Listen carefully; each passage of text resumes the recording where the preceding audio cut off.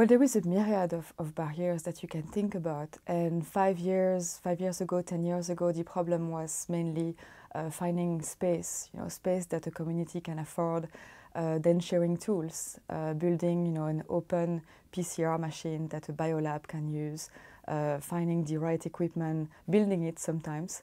One of the hero of everyday life, like I like to call him, Will Canning. He was in one of my workshops. He actually, so he's a political activist from background, but he learned biology and robotics in a community biolab in New York, in Brooklyn. It's called GenSpace.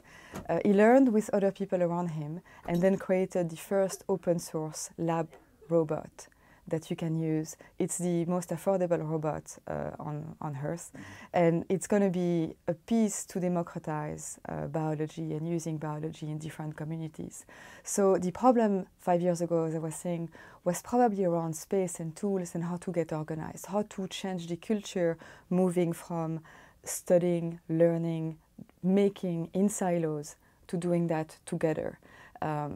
And so the idea is really not do it yourself, but kind of do it together. But these days, what I think is the ultimate barrier and something I'm committed to work on really for the next decades, I think the biggest barrier is knowledge.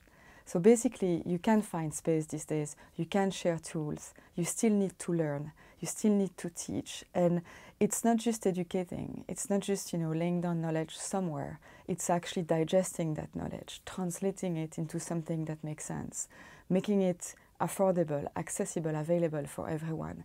And something I would like to see in the future, for example, is people who are at the margins, people who will never dare to imagine being part of the medical future, being part of the innovation future. I want those people to have a chance to learn, make that knowledge their own, and then build on that.